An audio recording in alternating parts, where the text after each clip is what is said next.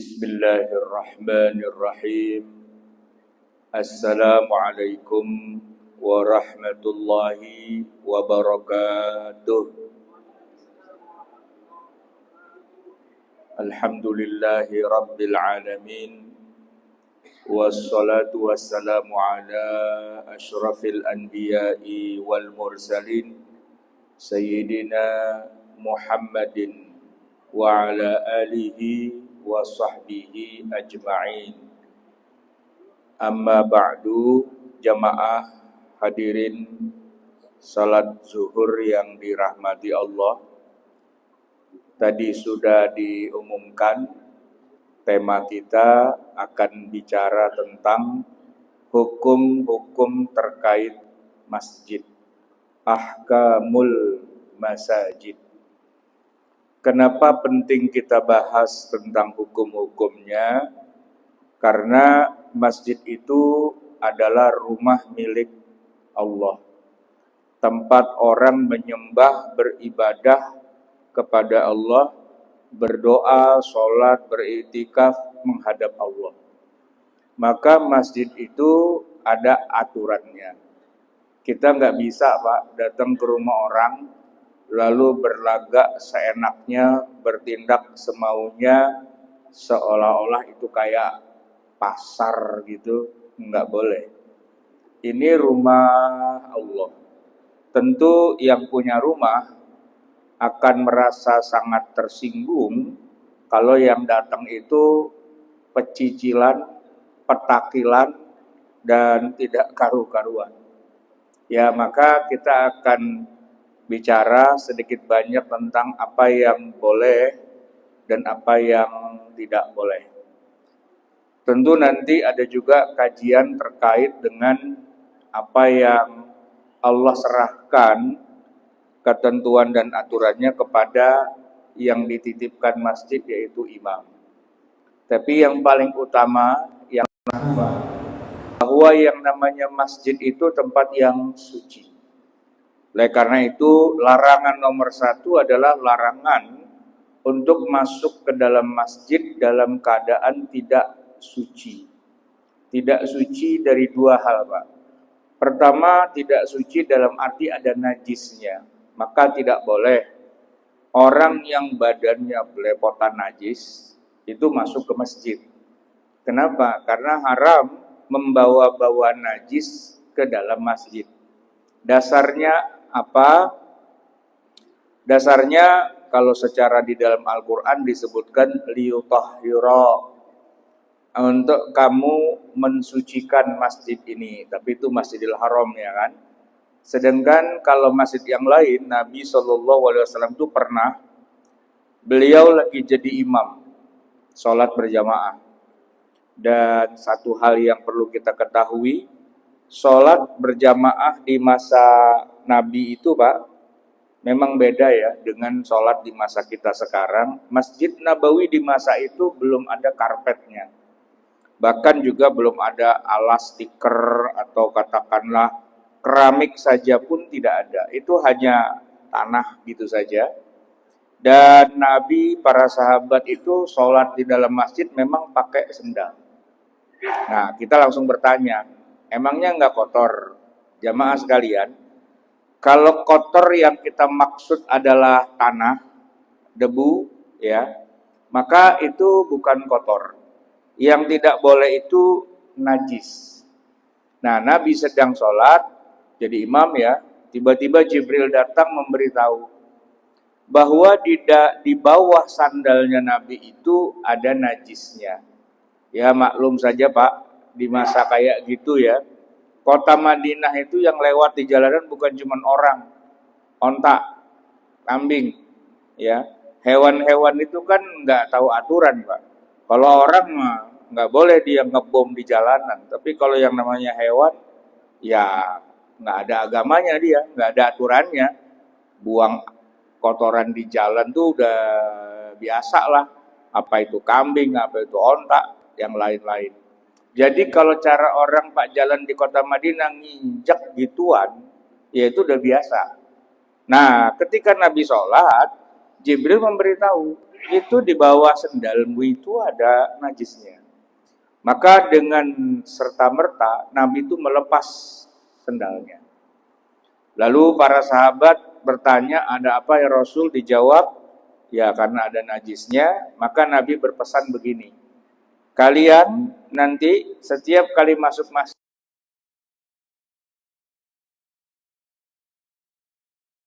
taruh di luar ditinggal, bukan, dilepas, periksa bawahnya ada najisnya apa enggak. Terus kalau ada najisnya, nah dikeset-kesetin dulu di tanah atau di pasir. Setelah rapi, nggak ada najisnya, silakan masuk, ya sendalnya dipakai. Memang begitu aturan mainnya di masa Nabi. Nah kalau sekarang Pak, kita nggak bisa begitu lagi karena rata-rata masjid-masjid itu sudah bikin aturan, sendal taruh di luar. Ya, baik itu Masjidil Haram di Mekah, Masjidil Nabawi di Madinah, nggak ada yang namanya orang boleh masuk pakai sendal, ya. Nah, oleh karena itu kita udah punya kesepakatan nih di luar dari apa yang contohnya Nabi untuk menjamin tidak ada najis masuk ke masjid, sendal taruh di luar. Nah, itu yang paling nomor satunya, Pak. Selain itu juga dilarang hukumnya orang buang najis di dalam masjid. Di masa Nabi itu ada seorang Arab gurun, Arab kampung, ya, yang ya di kampungnya mungkin nggak ada aturan sih Pak. Mereka biasa buang air sembarangan, kencing sembarangan gitu kan. Ini dia Muslim sih ya, sudah baca syahadat. Tiba-tiba dia datang ke Madinah, ke tengah kota, kelihatan banget kampungnya, masuk masjid kencing Pak di tengah-tengah. Ya mungkin kalau di kampungnya dia begitu biasa gitu. Tapi ini Madinah, ini kota Nabi, dan masjid itu tidak boleh buang air gitu kan. Hampir saja nyawanya melayang. Karena mau digebukin sama para sahabat. Ini ada orang ngakunya Islam, sholat di masjid, ya kencing barangan di masjid gitu kan. Cuma ya waktu itu karena Nabi paham ini orang nggak tahu ceritanya nih, ya. Jadi dimaklumi aja lah. Maka Nabi kasih solusi, tolong dong tadi bekas kencingnya mana diguyur, digerujuk pakai air dan nyerap gitu kan. Tapi intinya kencing sembarangan dalam masjid itu nggak boleh, ya. Tapi memang begini Pak, kadang-kadang orang ke masjid itu kebelet memang, ya kan. Dan kalau udah kebelet urusan jadi bubar nih Pak. Mau sholat, udah siap mau sholat kebelet. Itu kalau nggak disediain WC di sekitaran masjid, pakai acara pulang, Pak, ya kagak jadi sholat itu, ya. Nah, oleh karena itu solusinya di zaman sekarang dibuatkan WC kompromi. WC-nya tentu tidak di dalam masjid, cuman masih di area masjid, tapi area yang dikhususkan sebagai sebuah pengecualian karena hajat, karena kebutuhan. Maka Masjidil Haram, Masjidil Nabawi itu ada WC-nya juga. Ya kalau Masjidil Haram gampang Pak, itu tempat kita ngumpul, nanti ketemuannya di WC 3 gitu. Itu sebelum masuk ke halaman masjid udah ada WC duluan tuh ya. WC-nya ada bangunannya, tapi kalau kita masuk kagak ada WC-nya karena turun tangga, turun di basement ternyata WC-nya, luas. Nah, begitu juga di Masjid Nabawi di Madinah, di halaman, ya, itu kita masuk, turun ke bawah, gitu, kita bisa buang hajat di situ, bahkan bisa wudhu, mandi, dan sebagainya. Jadi masih di area masjid, tapi di area yang dikhususkan, ya, bukan di area yang disucikan. Nah, itu karena hajat, karena kebutuhan. Kita masih berada di nomor 1 nih, Pak, yaitu dilarang membawa-bawa najis masuk ke dalam masjid. Nah, masih kaitannya dengan yang nomor 1 juga, tidak boleh orang yang sedang berhadas besar masuk ke dalam masjid. Ya, tidak boleh berdiam atau disebut dengan istilah al-muksu di dalam masjid. Tapi kalau sekedar numpang lewat, itu tidak apa-apa. Al-Quran sendiri yang menyebutkan di dalam salah satu ayatnya, illa abiri sabilin, kecuali hanya abir. Abir itu nyebrang, ya. dia ngambil jalan nyebrang, jalan potong kompas. Rumahnya di sebelah situ, dia mau ke sebelahnya lagi. Mungkin mau ke kamar mandi atau mau kemana, daripada dia muter jauh gitu kan, nggak apa-apa, potong kompas, abiri sabilin. Tapi kalau misalnya dalam keadaan berhadas besar, lalu dia berdiam di masjid, itu hukumnya tidak boleh. Al-Quran sendiri yang mengatakan, ya sampai kamu selesai mandi janabah. Illa abiri sabilin hatta taghtasilu. Nah, jamaah sekalian, masuk dalam kategori orang berhadas besar itu adalah wanita yang sedang haid. Karena hadas besar itu sumbernya atau penyebabnya ada 6. Pertama jima, yang kedua keluar mani, yang ketiga meninggal dunia. Makanya Pak, jenazah itu kalau mau disolatin di masjid, sebelum dia masuk jenazahnya dimandiin dulu. Ya tentu dimandiin Pak. Kalau mandi sendiri bukannya kagak bisa. Mandi sendiri kita yang pada ngelawat pulang. Ya jenazahnya mandi sendiri. Kita pulang, kagak jadi ngelawat, hidup lagi. Nah dimandiin, maka dia masuklah dibawa ke masjid. Itu karena Pak dimandiin dulu, karena dia berhadas besar, lalu haid, nifas, dan kemudian orang yang melahirkan. Jadi ada 6 penyebab seorang berhadas besar, maka orang yang sedang berhadas besar itu tidak boleh masuk ke dalam masjid, kecuali numpang lewat atau dia mandi dulu. Nah kalau salah satunya tadi penyebab berhadas besar adalah jima, lebih nggak boleh lagi berjima di dalam masjid. Ya. Wa antum akifuna fil masajid, itu jelas-jelas melarang orang ada yang beriktikaf di masjid sama bininya dia jima Pak di situ. Nah itu nggak boleh, haram hukumnya. Jamaah sekalian yang dirahmati Allah, jadi kita hitung 2 lah ya, tidak boleh memasukkan benda najis dan tidak boleh orang yang dalam keadaan berhadas besar masuk ke dalam masjid. Yang ketiga yang diharamkan di dalam masjid adalah menjadikan masjid sebagai pasar. Ya, Nabi SAW melarang orang berjual beli di dalam masjid. Sebenarnya ini unik Pak. Kenapa kok dilarang berjual beli? Ada ilatnya, ada penyebabnya. Penyebabnya itu gini sebenarnya Pak.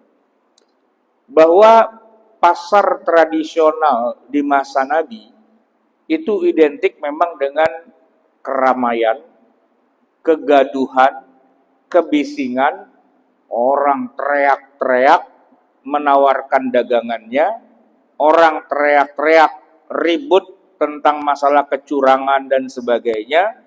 Ya, kita juga hari ini nyebutnya kalau suasana yang berisik kagak karu-karuan, kita nyebut berisik amat kayak pasar. Nah, saya masih ingat tuh Pak, masih zaman sekolah dulu, kan anak-anak di kelas pada berisik tuh, ya, ada yang nyanyi, ada yang main berantem-beranteman apa segala macam. Begitu kepala sekolah masuk, dibilang ini kelas berisik banget kayak pasar. Kenapa kalau pasar dijadikan sebuah simbol? Ya karena pasar itu rame biasanya Pak.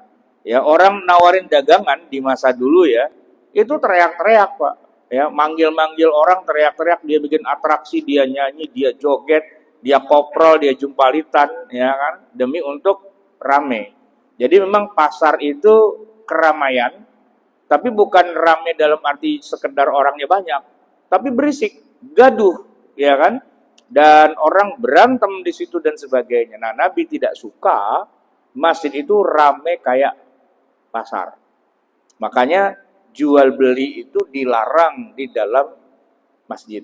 Tempat untuk sholat itu bukanlah pasar. Tempat untuk sholat itu adalah masjid, maka tidak boleh membawa-bawa suasana pasar masuk ke dalam masjid. Cuman larangannya tidak boleh jual, tidak boleh beli, karena memang inti dari pasar itu ya penjual dan pembeli ketemu di situ. Nah, termasuk yang nomor 4 nih Pak, yang dilarang juga adalah mengumumkan barang hilang atau mengumumkan barang ditemukan. Itu juga haram menyebutkan itu di dalam masjid. Kenapa? Ya karena bikin keramaian. Ya, sehingga Nabi mengatakan kalau ada orang menemukan barang hilang, istilahnya luqotoh, gitu ya. Dia memang disuruh mengumumkan, tapi bukan di dalam masjidnya, Pak. Tapi di pintu-pintu masjid. Kenapa pintu? Karena pintu itu, Pak, batas antara masjid dengan bukan masjid. Orang masuk ke masjid lewat situ, orang keluar masjid lewat situ. Jadi itu pintu adalah tempat lewat kan. Belum masuk ke dalam masjid, tapi orang pasti akan lewat situ. Nah, dia jaga di situ untuk apa? Untuk mengumumkan barang hilang atau barang ditemukan. Nah, jamaah sekalian, ketentuan-ketentuan ini yang sifatnya baku dari Allah. Dalam arti bukan kita yang bikin, tapi Allah dan Rasulnya sudah menetapkan seperti itu. Nah, kemudian nanti ada larangan-larangan yang sifatnya Allah serahkan kepada yang punya masjid atau yang diamanahi mengurus masjid. Ya, secara teknik Nabi Shallallahu Alaihi Wasallam, Nabi atau siapapun yang jadi imam, yang jadi pemegang kepentingan di masjid, itu Allah kasih peranan untuk mengatakan boleh atau tidak boleh sesuatu itu dikerjakan di masjid. Contohnya begini, Pak. Waktu Nabi Shallallahu Alaihi Wasallam itu kedatangan tamu orang-orang kafir dari negara atau dari kota-kota lain dari luar Madinah. Mereka ini orang-orang Kristen, ya, utusan dari Najran. Tapi memang secara umum mereka tujuannya bagus, Pak.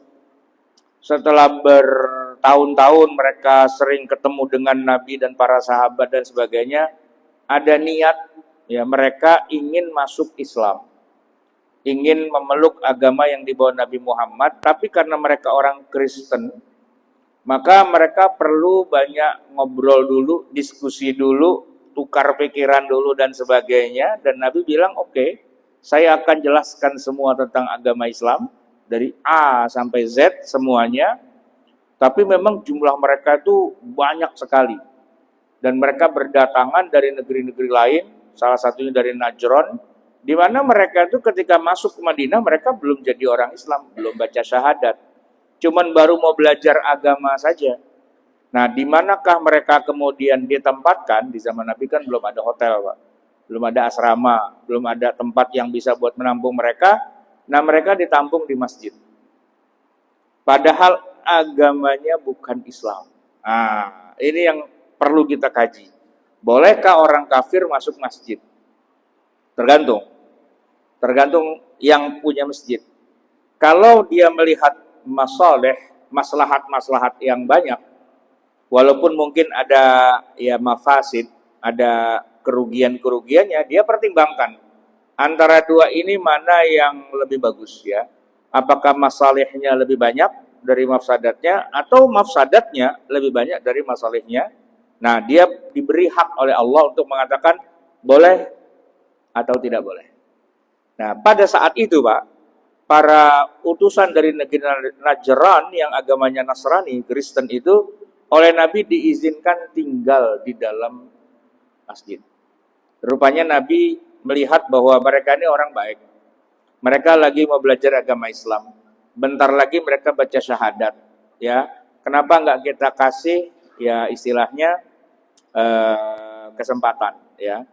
Apalagi begini, Pak, Nasrani di masa Nabi itu rata-rata orang yang memang, ya, secara umum orang baik lah. Mereka juga punya tempat ibadah juga kayak kita, ya, gereja-gereja, dan mereka lebih mensucikan lagi. Jadi ya, kalaulah mereka diberi tempat di dalam masjid, ya tentunya mereka tidak akan melakukan hal-hal yang sekiranya dilarang di dalam masjid. Nah, maka Nabi membolehkan. Tapi kebolehan ini sifatnya tidak mutlak. Tergantung dari imam atau takmir masjid melihat tadi positif dan negatifnya. Itu yang pertama. Kemudian ada juga di zaman Nabi sebagian sahabat itu yang bertempat tinggal di masjid. Jadi kalau sekarang kita tanya, boleh nggak tidur di masjid, gitu Pak ya? Boleh nggak tidur di masjid? Kalau jawabannya boleh apa nggak boleh masih biasa, Pak. Tapi ini para sahabat bukan hanya tidur, Pak. Emang rumahnya emang di masjid, ya. Memang dia bukan hanya tidur, Pak. Semua kehidupan sehari-harinya di dalam masjid. Mereka yang disebut sebagai ahlus sufah, ya. Kalau para sahabat mungkin ada yang iktikaf. Katakanlah iktikaf 10 hari, 10 malam, kagak pulang-pulang gitu ya. Tapi kalau yang ahlu sufa itu bukan hanya 10 hari, 10 malam bulan Ramadan, Pak. Ya sepanjang waktu, karena emang dia nggak punya rumah. Dia tuh di Madinah homeless, nggak punya rumah.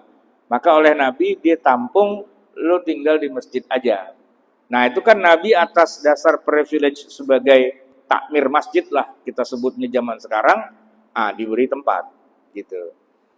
Tapi kalau dianggap misalnya keberadaan mereka itu malah katakanlah bikin rusuh, bikin kotor, atau bikin masalah dan sebagainya, maka seorang takmir, seorang imam itu juga punya hak untuk mengatakan tidak boleh, ya, untuk mengatakan jangan di sini. Mungkin dia buatkan tempat penampungan dan sebagainya, sehingga ruang ibadah itu tetap suci dan steril.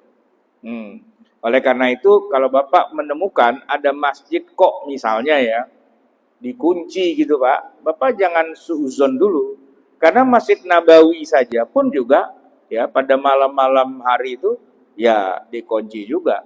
Orang suruh keluar, mungkin kalau di halaman mau tidur-tiduran boleh, tapi masuk ke dalam nggak boleh. Nah, kita jangan bilang, wah ini nggak sesuai dengan sunnah, nggak buka 24 jam. Tergantung. Kalau Masjidil Haram buka 24 jam, ya kan? Tapi itu pun juga ada aturannya, Pak. Sekarang Pak, tidak semua area di dalam Masjidil Haram itu boleh dimasuki oleh jamaah. Kenapa? Karena ada skala prioritas. Yaitu apa? Jumlah kaum muslimin yang berdatangan ke Masjidil Haram itu naik beratus kali lipat, bahkan beribu kali lipat dari zaman Nabi. Ya. Sehingga antara orang yang mau tawaf dengan yang sekedar mau ke masjid itu udah desek-desekan, udah nggak bisa diatur. Nah, oleh karena itu beberapa tahun terakhir pemerintah kerajaan Saudi Arabia khususnya yang berwenang dalam hal mengatur jamaah di Masjidil Haram bikin aturan. Masjidil Haram boleh dimasuki jamaah, ya kan? Tapi area-area tempat tawaf itu dilarang. Ya kecuali niatnya memang mau tawaf dalam arti umroh ya, bukan tawaf yang sifatnya sunnah. Kan tawaf itu disunnahkan juga Pak. Walaupun kita tidak haji, walaupun kita tidak umroh ya, kalau kita dari rumah ke Masjidil Haram nih, misalnya sholat 5 waktu, zuhur, asar, maghrib, isya, subuh, maka sholat tahiyatul masjidnya itu diganti dengan tawaf 7 kali. Gitu. Jadi kita ke Masjidil Haram, ya, sebelum kita duduk, kita menghormati Masjidil Haram dengan cara apa? Dengan cara tawaf. Tapi itu dulu, Pak. Sekarang nggak bisa. Kenapa? Karena kondisinya sudah berubah. Saya dulu pernah, Pak, tahun 1991 pergi haji. Kebetulan saya pergi haji ikut kloter yang paling awal. Walaupun tertulisnya kloter 4, tapi secara teknis mendarat duluan. Kloter 1, 2, 3, delay apa dan sebagainya.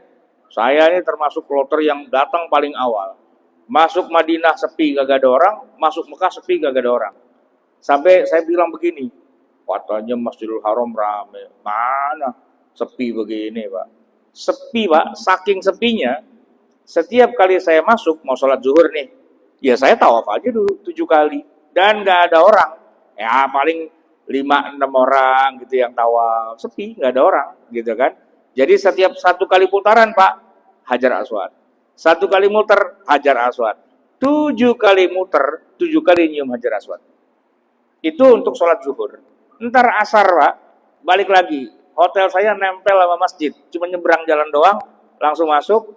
Nah, datanglah kira-kira setengah jam sebelum azan, ya kan, tawaf.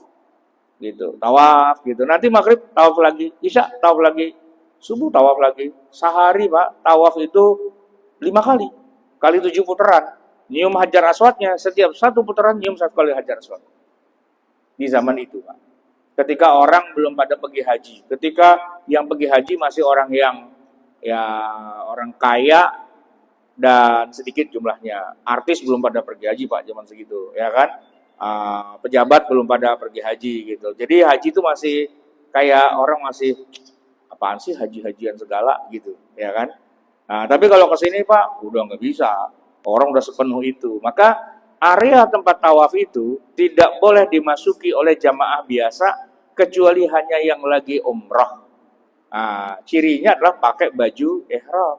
Nah, cuman orang kita Pak, emang dasar nggak tahu diatur gitu Pak ya. Dia nggak ihram, nggak umroh. Cuman nyaru aja pakai baju itu Pak. Nipu itu sebenarnya kan. Dan nggak ngerti adanya aturan bagaimana agar orang tidak mendekat ke wilayah tempat Ka'bah. Tapi ya begitulah, orang Indonesia kerjaannya nipu. Dia ke sono, katanya mau jadi tamu Allah sambil nipu-nipu orang yang ada di situ. Ya askarnya nggak tahu, dia orang lagi umrah apa enggak. Pokoknya orang pakai baju kayak gitu, di dalam pakai baju biasa Pak. Di luar itu pakai kerembongan, baju kain ihram kan. Nipu itu sebenarnya kan.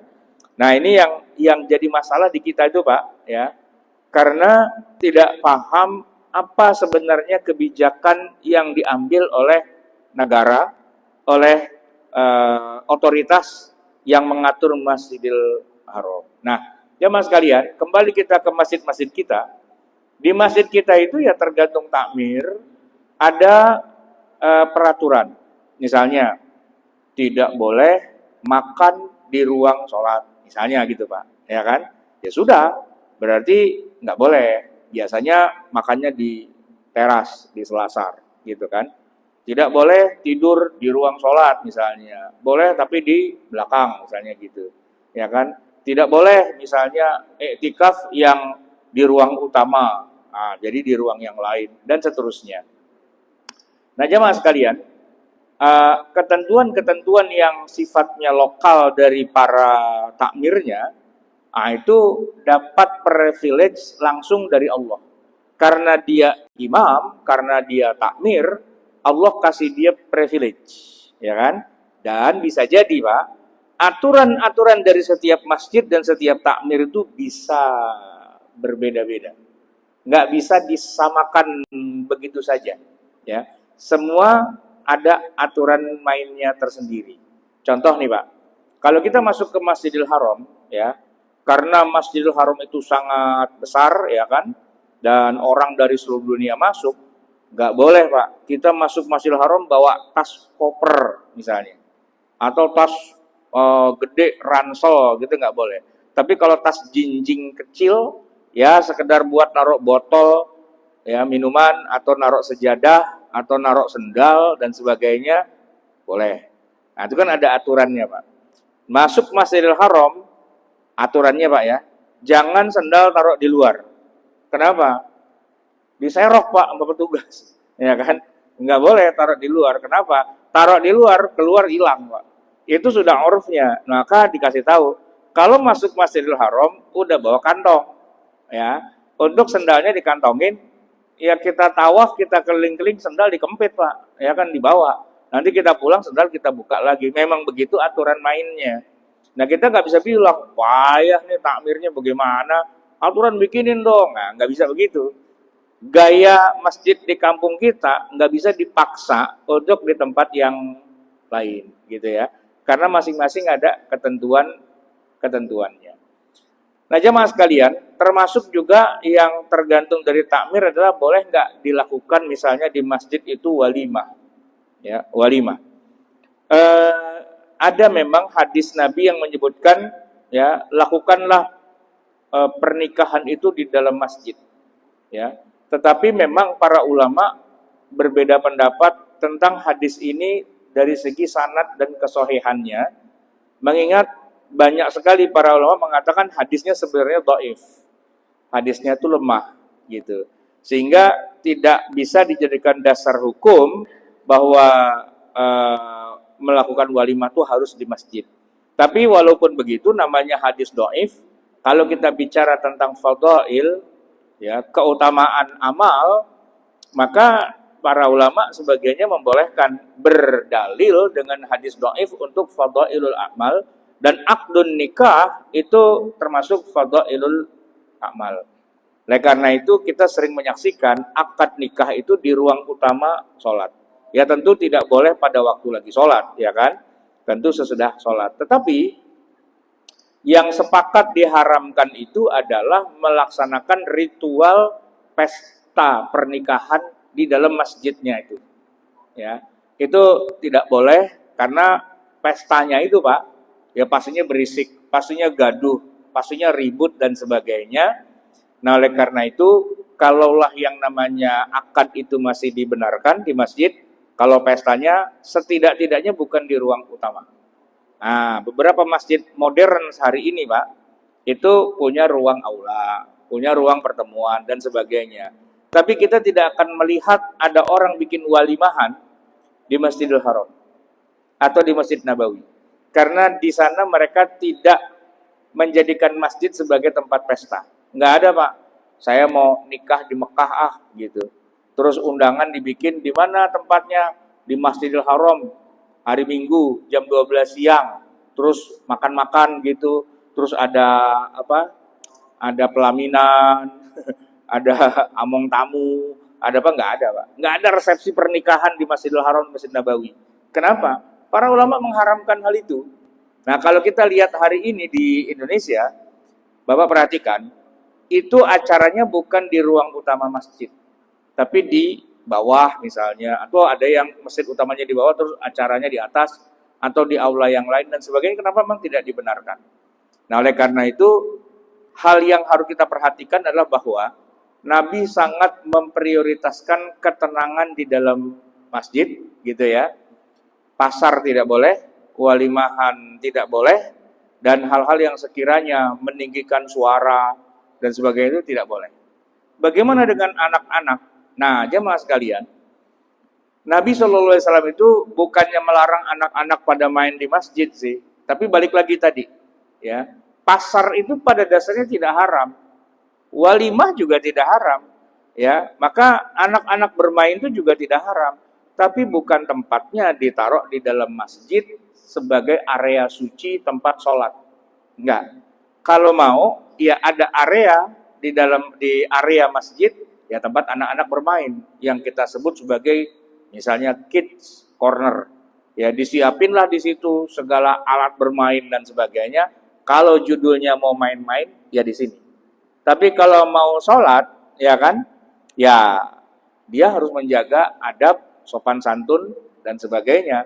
Haram hukumnya membiarkan anak-anak pada lari-larian, main petak umpet, main loncat-loncatan, ya kan, main apa, gitulah ya, yang aneh-aneh gitu kan. Ya kenapa? Karena itu masjid, bukan tempat area bermain gitu.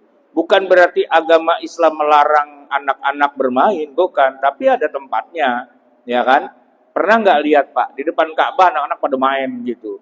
Jadi anak-anak sekolahan SD mana-mana kumpulin taruh depan Ka'bah suruh pada main. Ada nggak kayak gitu? Agak bisa Pak.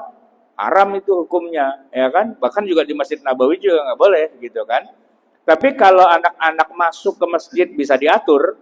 Kalau di Masjid Nabawi itu Pak, anak alus-alus umur 6 tahun, 7 tahun, ya anak SD lah, banyak yang pada ikut sholat dan kemudian setelah itu mereka ngaji bikin lingkaran.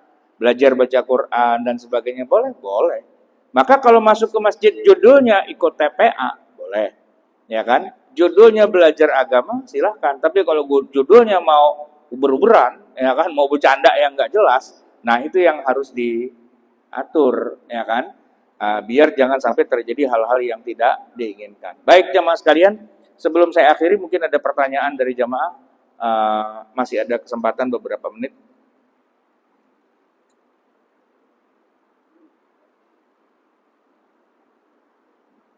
Gak ada ya?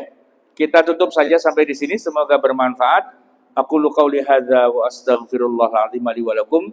Wabillahi taufiq wal hidayah wal afu minkum. Assalamualaikum warahmatullahi wabarakatuh.